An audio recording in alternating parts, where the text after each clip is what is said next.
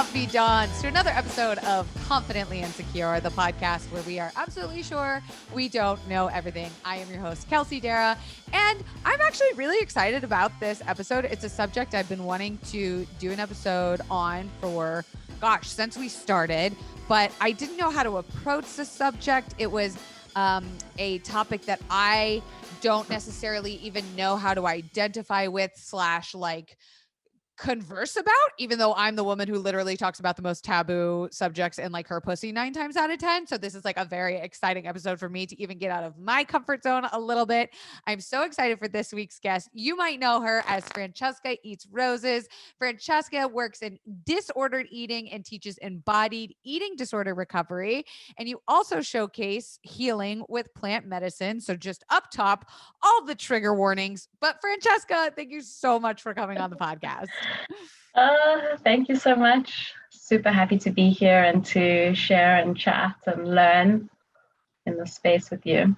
Absolutely. And I have to mention, you are in Cape Town, South Africa, and it is 10 p.m. at night, and you are doing such an amazing, thank you for staying up so late to chat with us. Yeah, well, I love these conversations. They light me up. So any time of day, I'm here for it. I got to say, earlier this morning, I was perusing your social media and your website, and I just felt like this essence and wave of like calm confidence come over me. And I was like, I hate to say the word vibe because like, God kill me, but like your vibe is just so comforting in a topic that is so veiled in fear and unknown. And I'm just curious, like, what is your relationship to the healing and the topic around disordered eating? Yeah, that's a great question. I guess, well, it's very much a lived experience. I've been in my own recovery, which, is also a word that I'm like, what does that even mean? Because recovery, it's like you're not going back to the same place that you started. It's very much a transformation and an evolution and additive process. But yeah, it's for me, these topics are very close to my heart. They are very rich and complex and nuanced, and I love sharing about them and can relate to it because I've had my own experience, been in recovery for 13 years and have gone through many different types of treatments and have just kind of found my way through. And there's so many ways in which to recover, and it's also actually quite a creative process. And eating disorders are a process. They are just a way of somebody trying to find their way in life and their place in the world. And that's my approach. That's what I feel and can see in others and try share that. And I like this approach. It feels approachable. It's sensitive and very human. Yeah, absolutely. What struck me about your page is like, while I get a sense of like very, what are the words I would even want to use? Like mothering, feminine, divine. Like I get just like all of these immaculate vibes, but there's also so much science based in your approach and like in the healing that you do, just about like what the brain is actually going through when someone has developed an eating disorder. And I agree with you. I don't know how I feel about the word recovery either. I'm 2 years sober, and I like sober from alcohol, I have to say, because I do microdose. So people always like to jerk off about that. But the word recovery sounds like I'm constantly wounded and I'm constantly like bandaging myself in different places. And so I've never identified with that word either. But I was curious, can you tell me a little bit more about that brain connection that you kind of talk about with how the brain even gets to sort of like disordered eating or eating disorders? Yeah, big question. And I also wanted to say that just on the topic of like the words that we choose, like eating disorder and recovery, like they shape the way that we choose our treatments and the way that we perceive somebody's recovery path. And Wow. so the language that we use can have a real profound impact on how we relate to our own path and others who are going through, addiction recovery or whatever the case is. So yeah, and I like to include some of the science behind it, because when there's a basic understanding of what's going on, it helps. That education really helps people understand and also look out for different patterns and cues, and an awareness grows, and also is quite empowering. And when we're in a process with with a client or with a coach or a therapist or whatever, and you're going through some kind of, like, let's say, somatic practice or some kind of process, and maybe we don't understand why we're doing it, or why are we breathing like this, for example, or why are you making me look around the room and orient, and like all of these things. And when we can understand, like, there is actually a reason behind it, there's a lot more buy-in and just more of an understanding. Yeah, so eating disorders are certainly nuanced, and it's hard to really say how it all begins, because let's just add a good dose of intergenerational trauma. Let's add in a very toxic society of diet culture and media messages. Just a little that, a little this. Like, how do we all survive? And then the upbringing that we have, as well as just how we come out, our genetic makeup. There seems to be with eating disorders this tendency to have quite a narrow approach, a narrow perspective. This term is called a weak central coherence.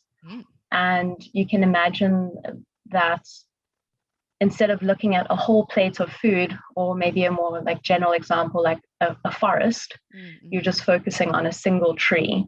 Or for people with eating disorders, looking for foods that fit into their category of safety, which generally tends to be like lower fat type food, for example. There may be other categories of things that people are looking for. And there's this hyper focus, and it becomes almost automatic. So it's not like the person is consciously making these decisions.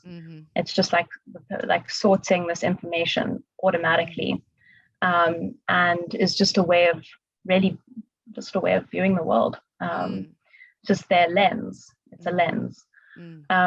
And what's beautiful about this is that it's a lens, and we can change, like you're wearing glasses, like we can change the glasses and the shapes that we wear, and maybe want tint it or whatever. And that starts with awareness. And that's why the education around these things are important. So that's one thing that can happen.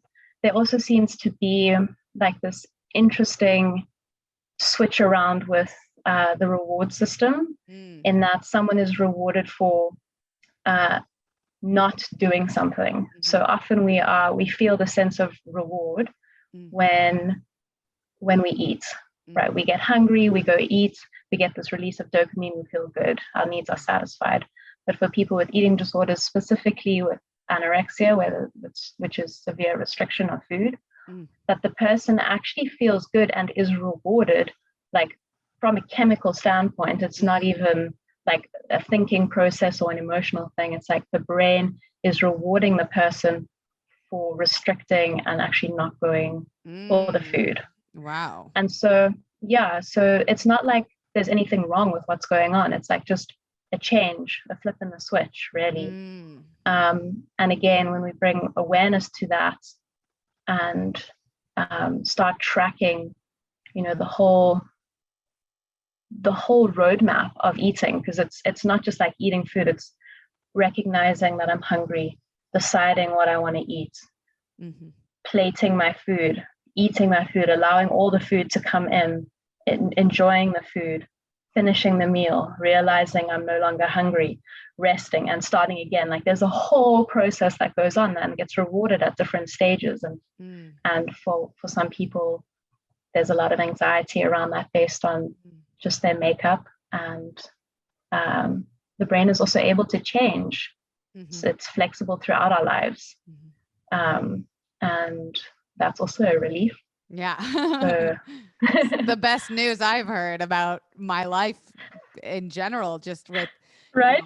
anxiety or chronic pain, like that, it's such a good thing to remind people too, that what I've noticed, at least in like American society, is that I've seen it develop very young, and the brain is so impressionable at a young age. And as it lends all the way into young adulthood, when our brains are who, like, we think we are solidly, now we've grown up to be this person, that we can still change. Like, there is no too late for the process, or too late for our neural pathways to actually reverse, or create new ones, rather, I should say. Yes, exactly. Yeah. Huge relief. Yeah. I liked what you said too about the patterns that we develop. And if you could maybe talk a little bit more of like what does that look like in someone that might have eating disorder or disordered eating? Well, I think it's also nice to kind of distinguish between eating disorders and disordered eating. Please. So we can look at, there are certain types of behaviors that people with eating disorders engage in more than people who have disordered eating, which would be usually around, there would be an obsession around the behaviors, a lot more ritualistic, that takes away from the functionality or being able to function in everyday life. So I would choose to not see my friends or go out because I have to fit in my exercise, a certain amount of exercise, and eat at a very specific time, and eat specific things. So with any addiction and with eating disorders, things become quite ritualistic, and the whole one's life becomes revolved around different rituals, and we almost become a slave to these rituals. They have to be fulfilled. And there can be many different types of behaviors that people can engage in. I'm not going to go into the specifics, but there'll be some kind of restriction, maybe some over-exercise. There'll be maybe for some people binging or purging, or overeating, or eating very specific foods. That's called orthorexia, an obsession of healthy foods, or what one perceives as healthy. Right. Because let's also just say what is healthy, and also with overeating, what is overeating, what is too much. Right. So there are lots of different ways in which people use food and their bodies to feel safe. And really, what it is, it's a way to keep the nervous system is trying to balance and find safety.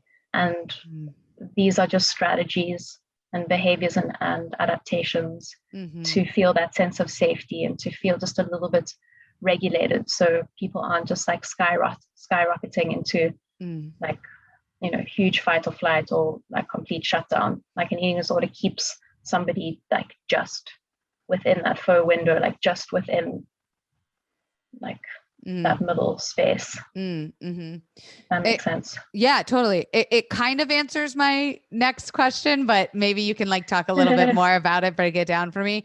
Is eating disorder, or are eating disorders just about weight? I know the answer is no, but explain. Explain, please. Yeah. Well, it's a really good question, and it can seem that it is all about the weight and about food and looks, but underneath that is usually a lot of pain, for a lot of people, some kind of trauma, some kind of trauma in the attachment system, and for some people there may be even like some sensory processing issues, whereby, like, let's say being in a restaurant where there's a lot of light, like some people are really, really sensitive to light, and some people are really sensitive to certain types of textures, and certain types of smells, and these things can lead to eating disorders, which is also really interesting and not often spoken about. So yeah, trauma is definitely there for a lot of people. And that can really be anything. For most people, it's just there was nobody there to hold my hand after a really big incident, and this open wound is kind of left there open, and no one's attending to it, and then this like scar tissue forms over it, and it becomes really sensitive and inflexible, and starts to inform the present moment. So that experience is now informing the present moment, and the eating disorder is just a way to try and make sense of that pain, as well as also communicate with the outside world that there's dysregulation happening, that there's something out of balance. And so we, like, people on the outside and the person experiencing this can see these behaviors that something is wrong and needs to be attended to. And yeah, I think, does that answer the question? Hell yes. A resounding hell yes. Like I think that's so important to note, just because in media, I think we see a lot of what treatment is supposed to look like, and it looks like going away to a center where everything is so monitored and structured and almost like forced in a way, and that and maybe that is for some people what they need, but I feel like there's a lot bigger of an emotional and biopsychosocial element to it that doesn't really get addressed in these kind of, 30, 60-day programs. I mean, what do you think? Yeah, that's a really awesome question. And I mean, I myself, I went to a clinic, and so I've done that like 6-week inpatient, outpatient program. And like it was certainly helpful. In a way, I was at a point where I'd like just come out of school and didn't really know what kind of options were out there, and didn't feel like I had a voice or know where to look really. And it was a powerful moment in my healing.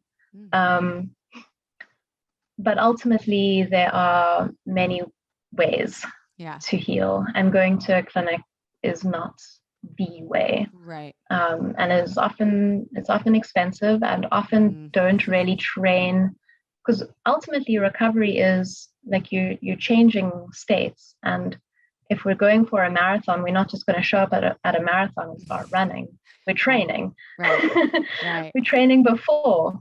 And so it's the same kind of thing with any kind of addiction recovery. The pre-training is so important to start practicing little state shifts of sobriety. And I'm like using that term like quite like broadly, because it can be applied within the eating disorder space. Like I'm going to choose not to purge after this meal. I'm going to choose not to go for a run at this time, or I'm going to choose to eat a challenging food for just this one meal, and start to like just track what that could be like. Start taking little risks here and there. And that's important. So that there's almost like a natural maturing out of the behaviors, and new behaviors have already been put in motion, and one has already practiced them in little ways or big ways. And then also with clinics is that there isn't really much integration. And again, you've run a marathon, you stretch afterwards, and you drink lots of water, and you like do all of these things.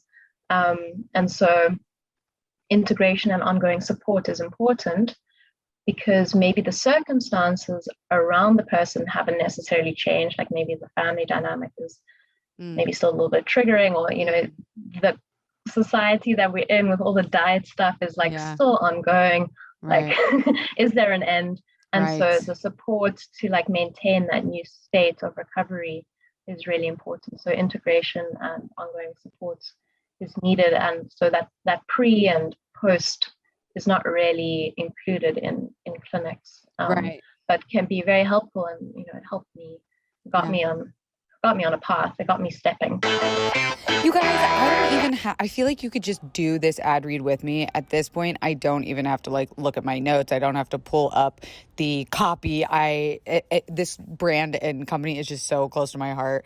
I wish I could like tattoo. Maybe I will tattoo them across my body at some point. Anyways, I am talking about BetterHelp. If anything is interfering with your happiness or preventing you from achieving your goals, BetterHelp will assess your needs and match you with your own licensed professional therapist. It's safe, private, online environment, so convenient that you can start communicating with a therapist in under 24 hours. With my personal experience, I just switched therapists and I was manifesting a young, witchy boss bitch. And I was like, there's no way this exists in a therapeutic community. Well, guess what? It does. It did. I found her on BetterHelp. I'm obsessed with her. I am so excited to talk to her this week. We just got back from our European vacation, and I have so much to catch her up on. And I could have done sessions with her while I was in Europe. That's how easy it is to schedule. I do video sessions. I message her all the time, and she gets back to me within 24 hours. We can talk about anything. They have therapists who specialize in depression, anxiety, relationships, sleeping, trauma, anger, family conflicts, LGBT matters, grief, self-esteem. There are so many people that have been using BetterHelp that they are recruiting additional counselors in all 50 states. I want you to start living a happier life today. As a listener, you're going to get 10% off your first month by visiting betterhelp.com/CI. Join over 1 million people taking charge of their mental health.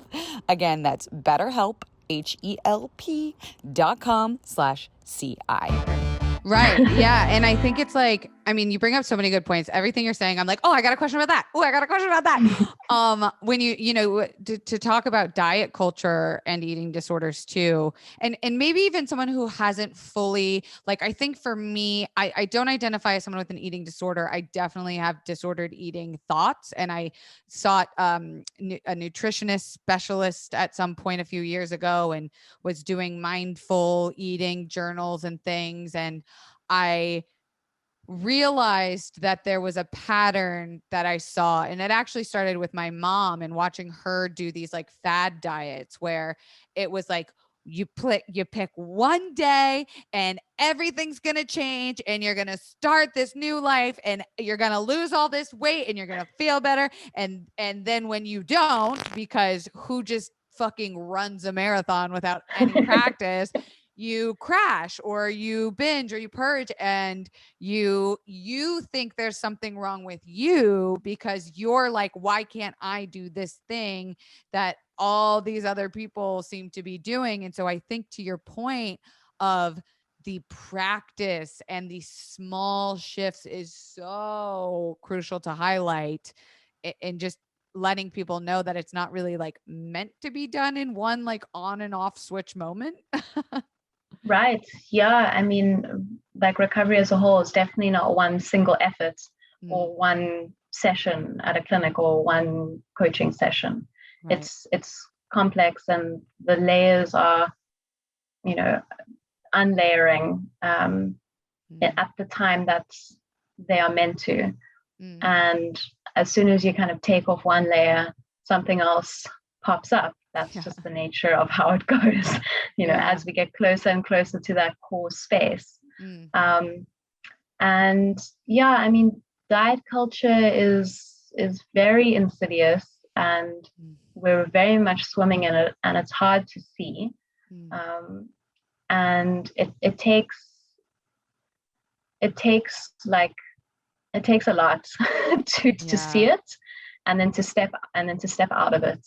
And I think I think a good place to start is just investigating one's own internalized fat phobia and judgments around weight as you're just walking down the street. What associations do you have? What judgments? What envies? What desires? What fears do you have when you see different body types?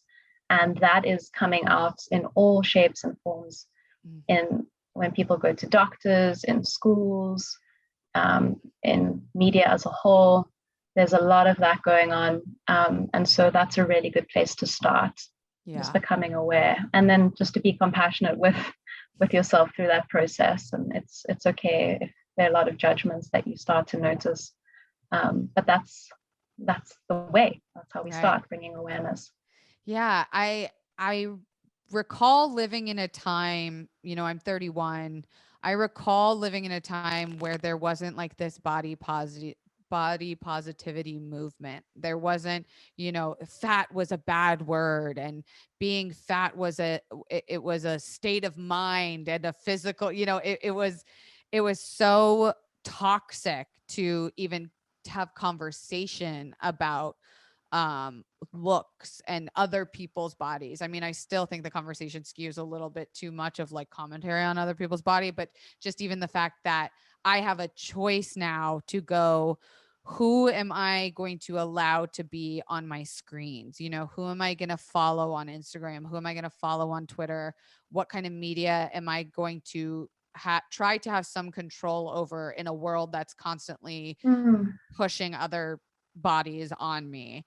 And I wonder, starting with the internalized fat phobia, like brilliant, like chef's kiss moment, what can we do after that? Like where does the self-love part factor in? And I assume it's always factored in, but maybe do you have some advice for people who are on this kind of discovery journey of like, wow, I really don't know even how to start loving these pieces of myself? Mm. Mm. Yeah, that's a great question. And the first thing that comes to me is just to find moments of accepting the very basic functions that your body does each day. It sounds very dry, maybe, No, but it's not at all. and for a lot of people in like the body, like the eating disorder space, disordered eating, there can be a lot of fear of the body, a lot of body phobia. And it can be a bit easier to approach from it like an anatomical perspective, like, oh, my lungs are breathing and I can feel my breath, and and my heart, like almost like speaking to organs, and like the anatomy of the body, and appreciating it from that perspective. And just seeing how much your body can do during the day. So that would be quite a direct way of working with the body. Another good place to start would also to start naming sensations that come up in the body. Maybe this doesn't seem like a way to love the body, but it's a way of coming back into the body. The more that we can be aware of the sensations that are happening in the moment, and also seeing how they change throughout the day, all the time, everything is changing. That also means recovery is possible if everything is always changing and moving. But it's a way of touching in with what the body is communicating, and that develops trust. And when there's trust, there's greater capacity for acceptance and love to grow. We all need trust. That's the foundation. So what are ways to trust the body, and for the body to trust you? Yeah. That's big. I'm like, oh my God, you're gonna make me emotional over here. I want to get a little bit selfish, and I want to talk about some of the issues that I don't even like to call them issues. Some of the sensations and physical things I notice that I do around my relationship to food. And I've talked a lot about it on the podcast, and I've had so many people write in to talk more about sugar addiction. And I've always had a sweet tooth. I always loved dessert. I loved having pancakes for breakfast. I loved, a sugary drink as a treat. And then my body started just getting very sick, and I developed chronic yeast infections, and I tried everything except for cutting out sugar to cure myself. And it got so bad that like I could have a piece of cake and the next day get a yeast infection. And whether at that point it was psychosomatic or actually happening, it didn't matter, because I developed this terrible relationship to myself to say, well, if you want to feel good, why do you punish yourself this way? And I couldn't get over the hill of it being this addiction to sugar. And that I learned 98% of people who quit drinking cold turkey, which is what I did, become hypoglycemic and become addicted to sugar.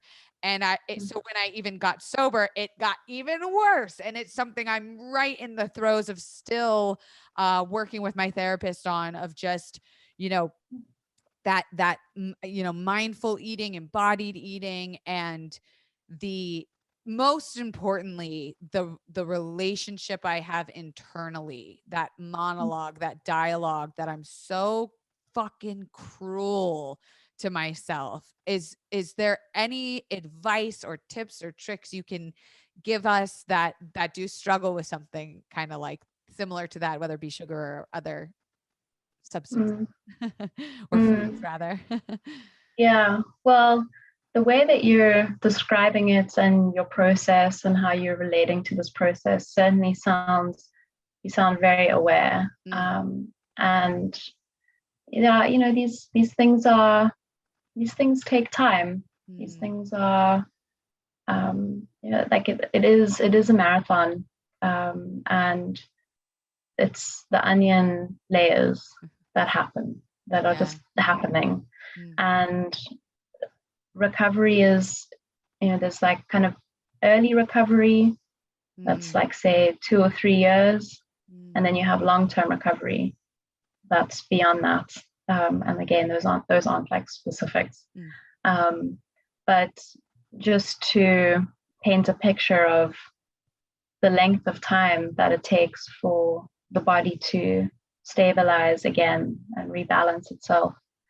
And it really sounds like you're doing some really good work. I'm hoping, I fear I fear the backslide or the regression or the relapse, if you will, to put it in sober talk. Yeah. Well, what's that fear about? And that's what I say. What is the fear? Like, what? So what? It's not, it doesn't drag me all the way down. I take it for what it is, and I wake up another day, but it's the anticipatory fear, maybe. And also, like, relapses, however you want to relate to the word relapse, is bound to happen in the recovery process. I mean, otherwise it wasn't some kind of addiction or eating disorder or whatever. Like, these things do happen. And I think that's really helpful for people, because it's like either you're addicted or you're sober, or you're in an eating disorder or you're eating healthy. And it's not like that at all. There are different types of setbacks and challenges and relapses and hardships that happen in various degrees and in various ways. And those are opportunities for growth and upgrading and up-leveling. And so what you're going through right now is just one of those things, going through one of those upgrades. And it's maybe a little bit sticky, but it's not going to last forever. It makes me sound like a fancy Apple product. Like I'm in my upgrade moment, and sometimes there's some bugs and some fixes, but like we're constantly growing and evolving and absorbing more data and knowledge to become the next iPhone 14 or whatever the fuck number we're on at this point. I thank you, for that. Letting me indulge a little bit in the selfish patterns. I want to ask a little bit about your journey and healing and teachings with microdosing and eating disorder. We've done a couple episodes about it, and what I've learned is that it is such a nuanced topic, microdosing. You have people that it has completely transformed their lives, and then you have people who are fearful of what companies will do with microdosing. How are we pushing a product to people without any regulation, without any like deep knowledge of what this powerful plant or fungi rather can do. Yeah. So just take me through the whole thing, the whole shebang of what you do with there. Yeah, so my journey with plant medicines began probably in 2016. And that was sitting with ayahuasca, and then a year later with mushrooms. And these were my first time in kind of ceremonial spaces in this way. And I came across microdosing after that mushroom journey. I just had it was a really good opening, and I just realized that for some slow and steady, sustainable recovery, microdosing could be a useful thing to explore instead of because those ceremonies can take a lot out of you. They're massive. And require also a lot of integration. So the microdosing made sense to me, especially because with eating disorders, like you're eating 3 or more times a day, or you're eating throughout the day. And I'm like at all hours for some of us. yeah, exactly. And they're like so you're constantly engaging in your recovery in this way, and quite like confronting ways in some instances for people, like having to face food so many times in a day. And so the microdosing felt like a way to slow and steady continue this path of healing, which I began in like 2013. But really what the practice of microdosing has shown me is ultimately the practice of presence, in just sitting down and just for a few minutes or however long, just being quiet, stating some prayers or intentions, speaking to the mushrooms themselves and the earth, and really asking how I can be of service. And then going into some kind of practice, whether it's yoga and some breath work or meditation or whatever, and really going into my body has been a really beautiful practice. And so much of the eating disorder was very much like a narrow focus, and focused on me, like me, in not the most healthiest ways either. And by asking how I can be of service or represent the medicine or this earth, it's like widening my lens and my perspective and connecting me with something greater. And that's often what a lot of people are lacking in their addictions, this lack of connection, disconnection, maybe some meaninglessness or lack of purpose. And so it's less about like the medicine is a powerful symbol, and ultimately it's an internal process to the true self. And the medicines are certainly allies in that. They all want us to thrive and be our fullest selves, and serving in a capacity of integrity and reciprocity, and really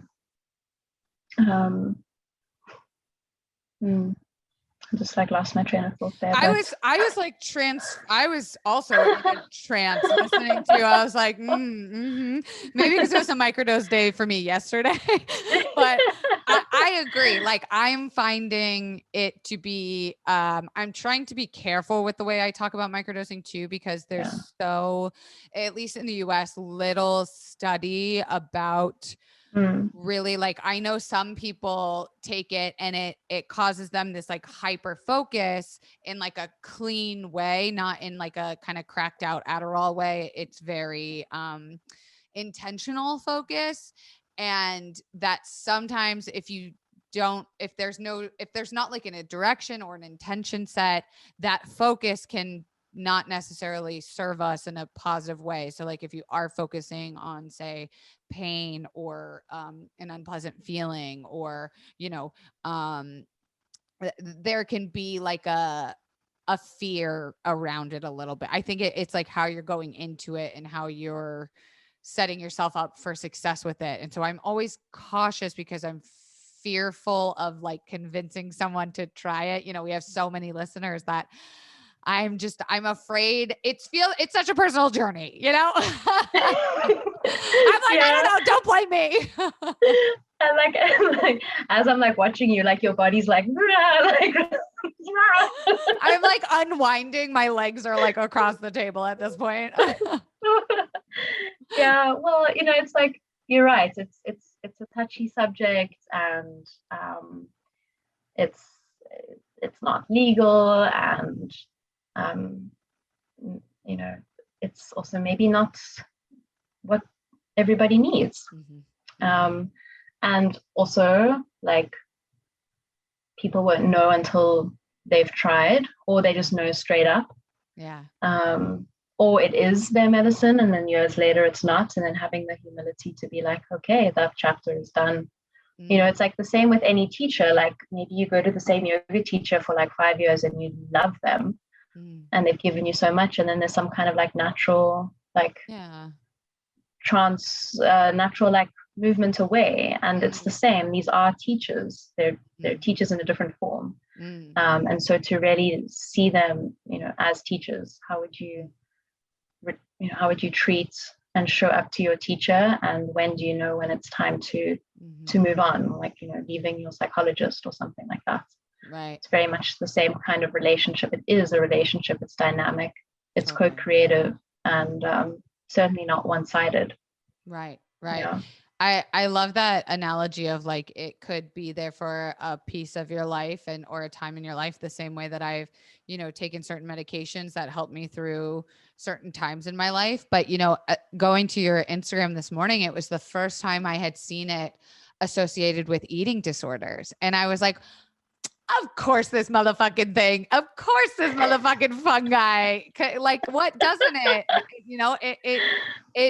It does what a lot of medications or what a lot of pharmaceuticals just can't pass, that blood-brain barrier, or whatever. But I noticed you had talked about some studies that are being done actually with microdosing and eating disorders. Can you talk a little bit to that and what they're finding? Well, it's not microdosing specifically. It's more macro dose. And yeah, I mean, what's interesting about psychedelics is that they are, the term is transdiagnostic. So they can, it's not even so much about what the issue is. It's like, let's go to the root cause. Like that's all they really care about. Like screw the labels, screw the diagnosis, like what's actually at the core, at the root. And however it's manifesting, however that pain is being manifested, whether it's some kind of addiction, eating disorder, depression, or whatever, like that's just the way, that's the shape of the story. Let's go to the root. Right. And what's also interesting about mushrooms, and again, this can be challenging for people with eating disorders, is that it really does bring somebody so deeply into their bodies. It's not numbing out or suppressing the feelings or the sensations. It's like, let's go straight into what's being felt. And that's why microdosing can be challenging or overwhelming for people with eating disorders, when there's such a fear of the body. So it's useful, again, to have that pre-training, without these allies, and start to feel into these sensations and build tolerance and capacity to be in the body. In terms of like the studies, I know that the results aren't yet out for people. I know that there was like more of a qualitative study with a small group of people who were drinking ayahuasca, and was very positive.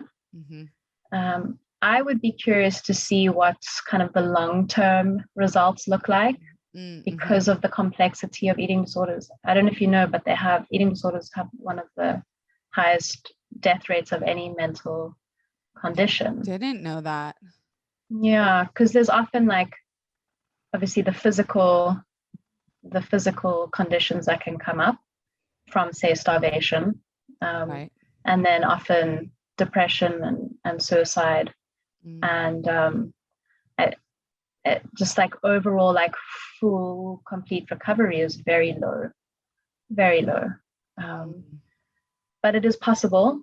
It is possible. So I'd be curious to see with these studies, right, 10 years down the line, 5 years down the line. But there is being work done, and I would suggest, if anybody's interested in looking up Dr. Adele LaFrance and Dr. Meg Spriggs. Adele's in the US and Meg is in the UK, and doing some really awesome work. You so naturally segued into, this promotion about where can people find more information. Just because I really do think I've never seen this pathway to even just the way in which your healing strategies spanned. For me, it touches on my anxiety. It touches on my chronic pain. It touches on, the body in a way that I can relate to beyond, disordered eating. I really want the listeners to check it out. So where can people find you, and what can you provide for people? I can provide a lot of love. Exactly. No, but yes. and comma. My website is francescaeatsroses.com, and it's the same for Instagram and Facebook, but Instagram's great. You can also email me through my website at Francesca Eats Roses, and that's as simple as that. Yes. And can people is it coach with you, heal with you, or what's the proper terminology there? Yeah, people can adventure with me and explore process. Yeah, sure. I do one-on-ones and groups and online and in person, and open to that. Yeah. And I just got to ask, where does the Francesca Eats Roses come from? So, okay, this is going to go down a whole nother rabbit hole. But okay, to start off, just very quickly, my middle name is Rose. So Francesca Rose, and I actually started my Instagram account to document food when I was really obsessed with food because I wasn't eating. Wow, the twists. So if you scroll down far enough, you'll see, my journey of when I went vegan and kind of got into some fad diets through veganism, and I thought about deleting it, but it's your the truth. journey. Yeah, it's just where I relatable. was. Yeah. So wow, that's fantastic. I appreciate the honesty. I think it makes you more human, and it makes me trust people more when they're able to say hey, this is part of the process. Exactly what you said. It's not something even 1 to 2 years is, almost like the abnormality to be able to process through that so quickly.